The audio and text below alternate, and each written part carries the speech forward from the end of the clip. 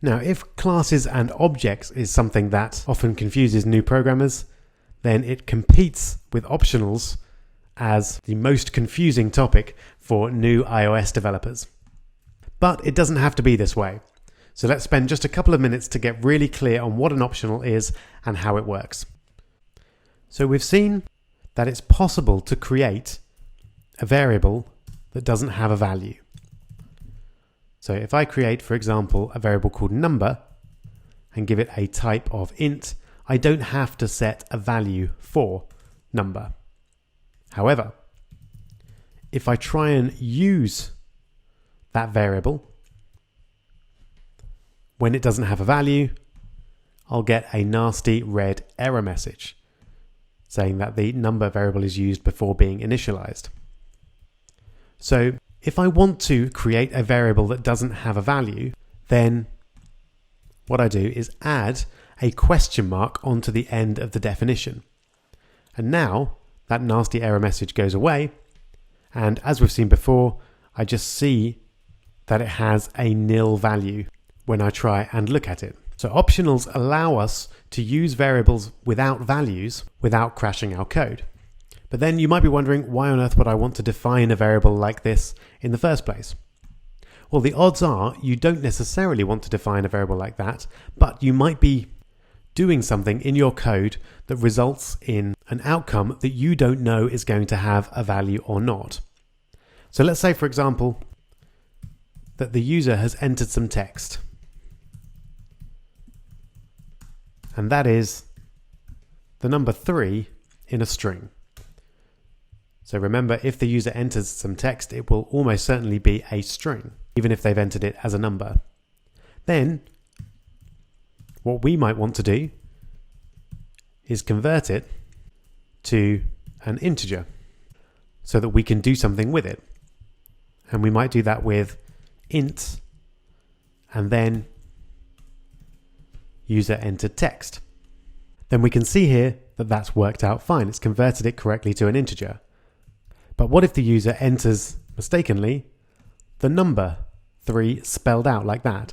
Then this is going to have a nil value because we can't convert THREE to the number 3.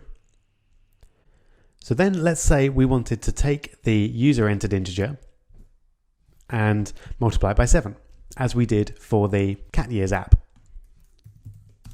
So we might call it something like cat age, and then take the user entered integer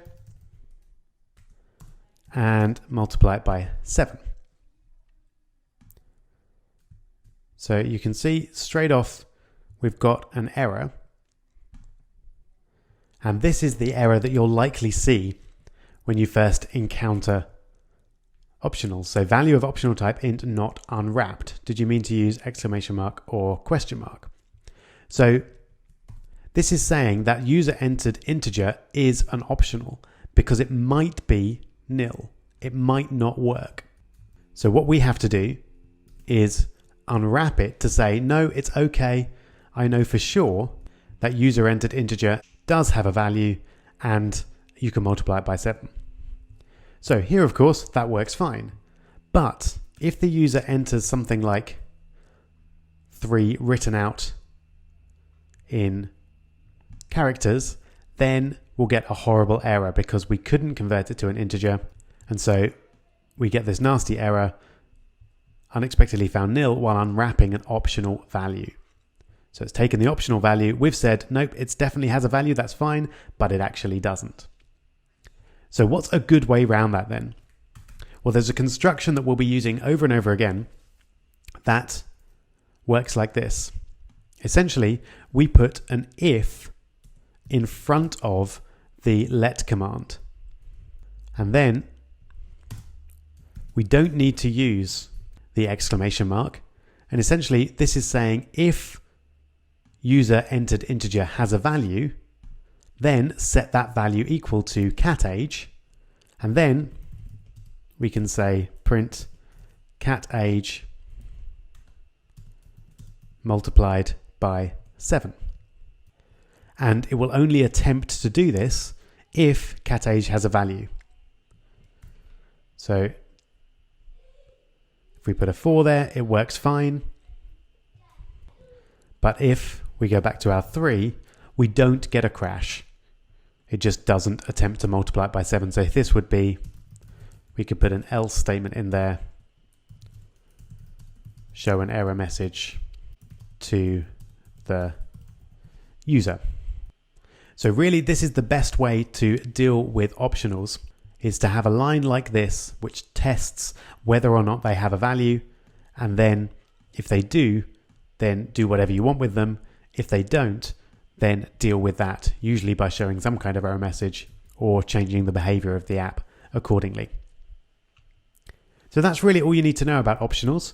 They're variables that may or may not have values. And if you're going to use those values, you need to be very careful and test in advance to make sure that they do in fact have a value. And the best way to do that is usually to use this if-let construction. And that's what we'll be doing throughout the course. So it's definitely good to get clear on how it works right now. Okay, so now we're in a position to finally make our Is It Prime app, which is the final app in this section. We'll start doing that in the next video.